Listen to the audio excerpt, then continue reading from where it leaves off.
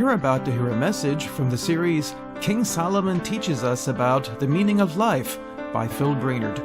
In this first message, we'll ask the question, does life have meaning? We hope you enjoy it.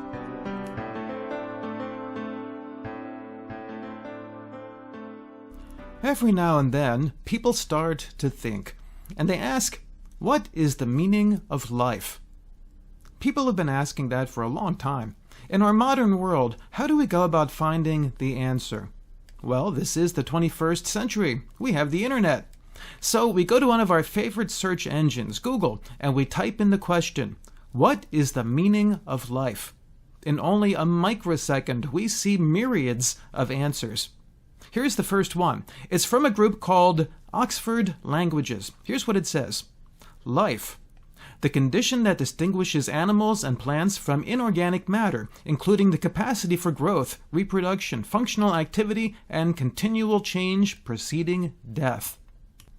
Well, that was very complete, but we find ourselves replying, come on, Google, you know better than that. I know we said we wanted the meaning of life, but you must know we're not just looking for the dictionary definition.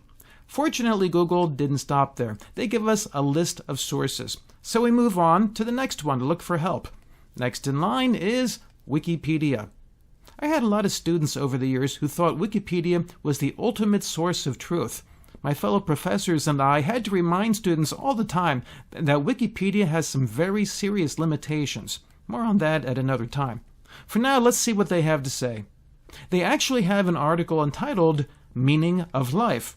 In that article, they visit multiple philosophies and ideas. At one point, they include a picture painted by the great artist Rembrandt. It's called The Philosopher in Meditation.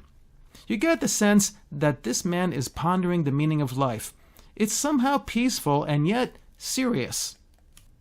Then, the Wikipedia people include a painting from another man. His name is Edvard Munch. As he contemplated the meaning of life, he was led to paint something he called The Scream. The title says it all. I guess his pondering led him in a different direction than Rembrandt. So when you get an answer to the question about life, should you reflect with hope or should you scream? There are lots of opinions on the meaning of life. As we were studying Matthew's Gospel a while back, we ran into an interesting quote from Jesus. It's found in Matthew 12 and verse 42. There Jesus said, "The queen of the south will rise at the judgment with this generation and condemn it, for she came from the ends of the earth to listen to Solomon's wisdom." We learned when we studied that passage that the queen of the south was the famous Queen of Sheba. Apparently she found herself looking for the meaning of life.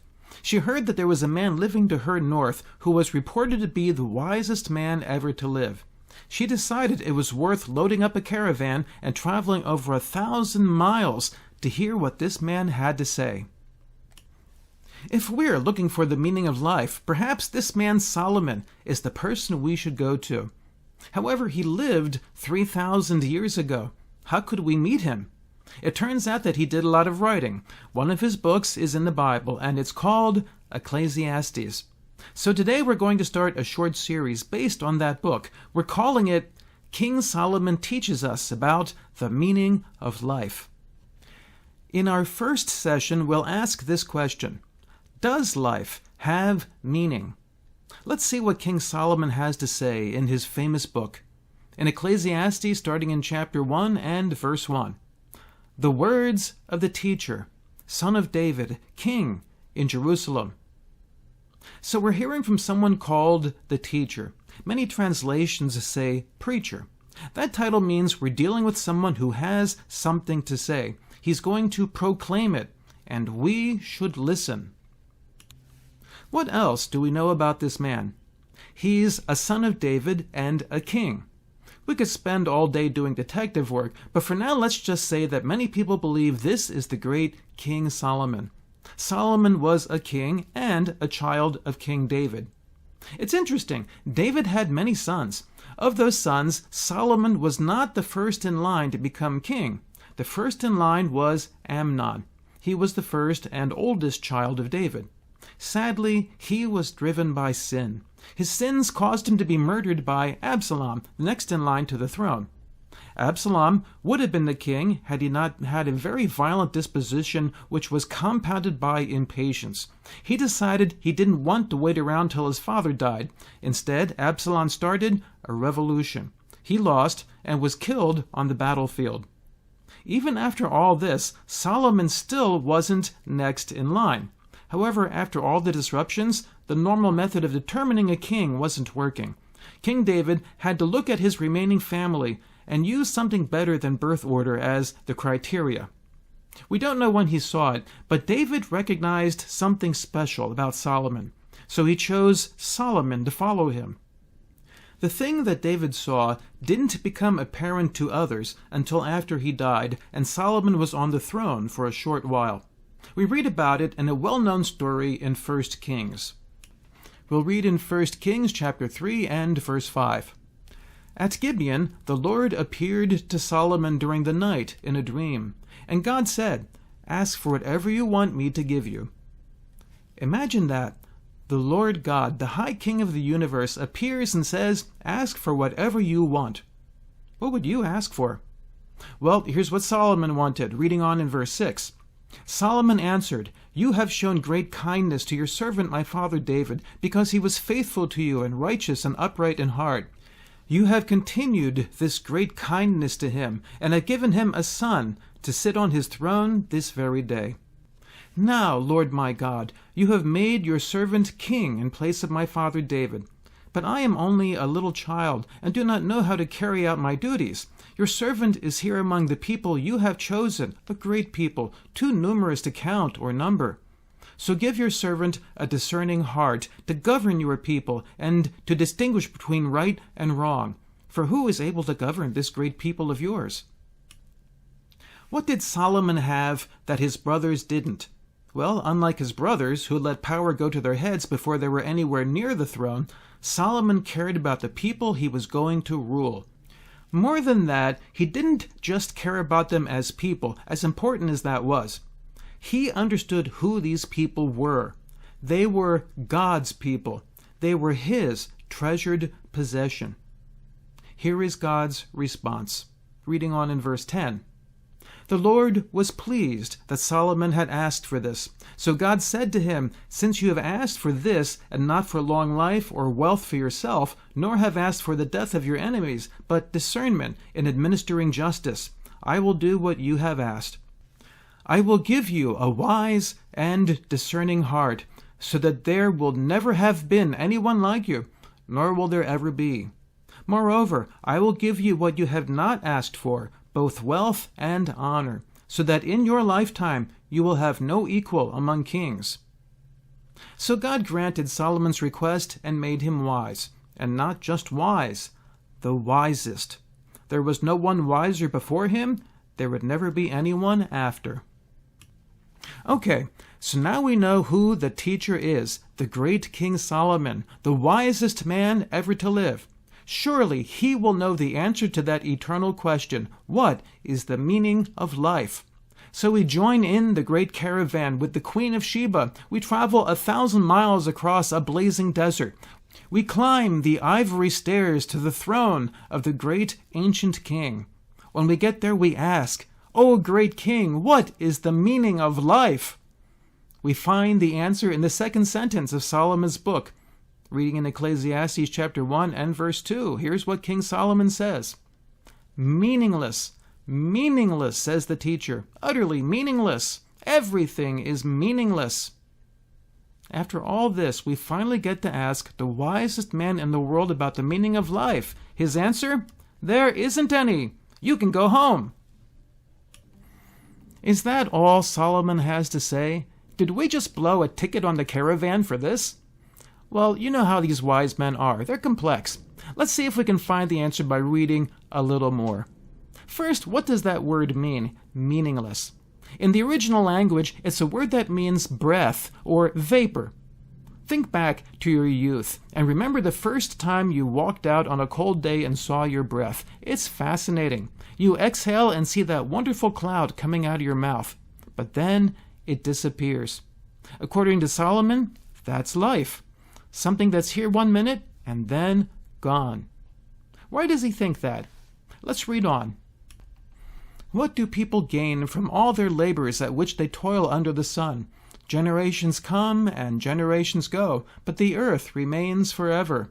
The sun rises and the sun sets and hurries back to where it rises. Solomon looked all around him. He looked to the left. He looked to the right. What did he see? He saw people. He saw things. In particular, he saw people working with the things. They were laboring. They were toiling. But you know something? None of that effort seemed to produce anything permanent. Look at verse 4. Generations come and generations go, but the earth remains forever. When you think about it, life is full of repeated activities. You wake up in the morning, you eat breakfast. Most people eat off of plates, and they use silverware or some other utensil. At some point, you get a pile of dirty plates and utensils. So you clean the plates and the utensils. Then you eat another meal. Now you have more dirty stuff that needs to be cleaned. The interval may vary from family to family. The size of the pile may vary. But everyone goes through this cycle for their entire life. Clean, dirty, clean, dirty. It's the same with laundry. You start with clean clothes. At some point, the clothes get dirty. So you launder the clothes and start again. Now, maybe you're the person who washes the dishes. Maybe you're not. One way or the other, you have something in your life that appears to endlessly repeat. So Solomon gives us a few more images. Reading on in verse 5, the sun rises and the sun sets and hurries back to where it rises. Every day, the sun does its thing.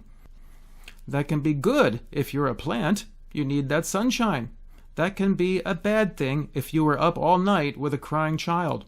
All the other chores are still waiting for you when the sun comes up. And there's more, reading on in verse 6. The wind blows to the south and turns to the north. Round and round it goes, ever returning on its course. All streams flow into the sea, yet the sea is never full. To the place the streams come from, there they return again. The wind, it seems, just keeps blowing. The streams flow into the sea, but the sea is never full. I like that last one. Now today we understand about evaporation and how water leaves the sea and makes it to the mountains. But understanding it still doesn't change the fact that the cycles of life repeat over and over and over again. How does that make people feel?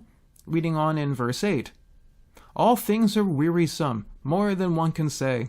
The eye never has enough of seeing, nor the ear its fill of hearing. What has been will be again.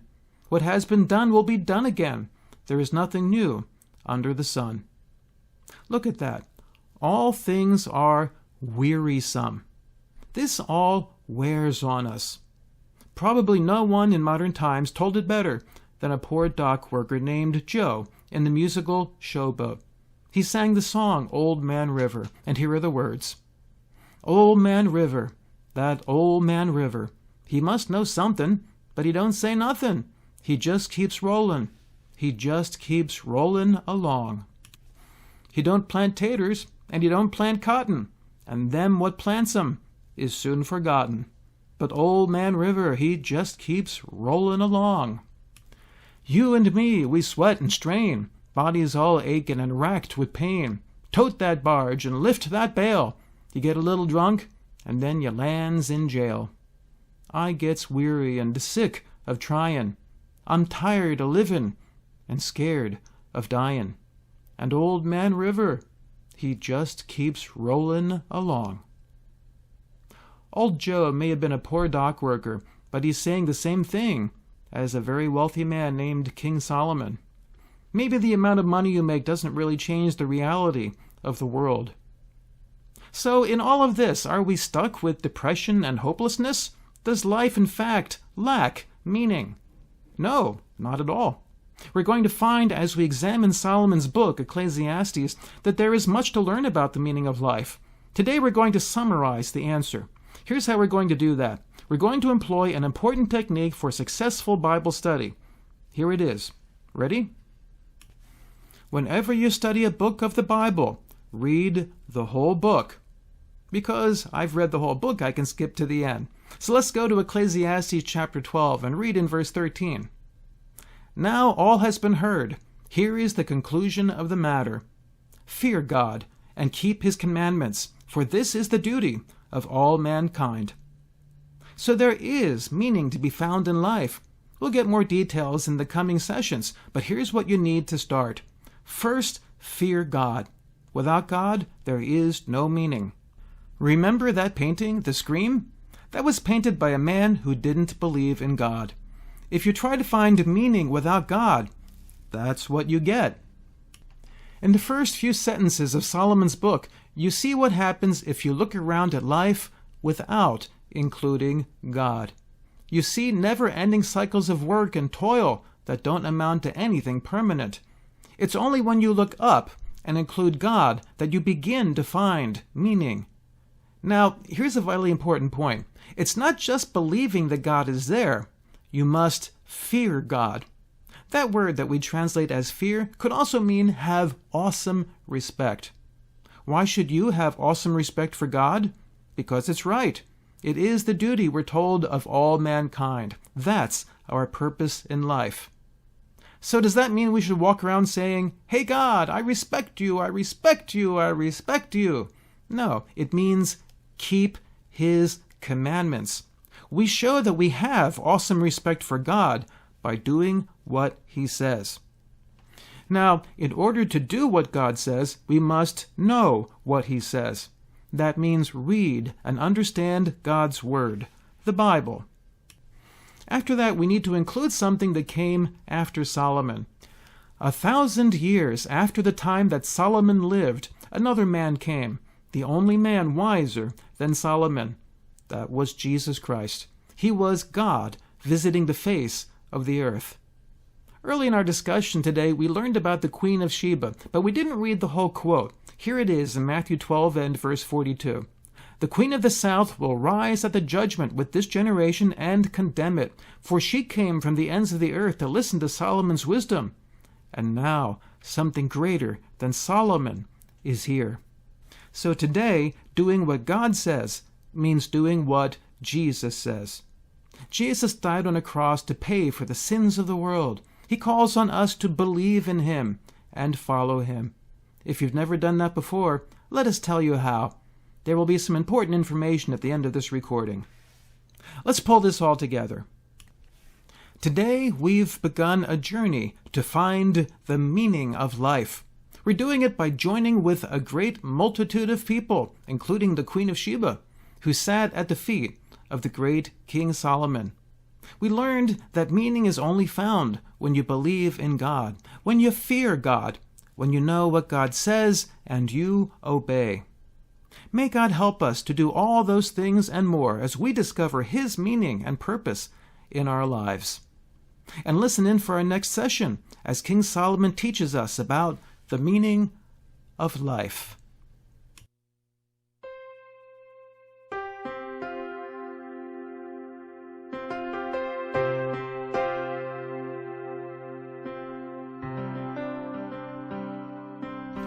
You just heard a message by Phil Brainerd. Does life have meaning? If you want to hear more, come visit us. We're Trinity Church of Teaneck, New Jersey. Our website is trinityteaneck.org, or visit my site, philbrainerd.com. May the Lord richly bless you.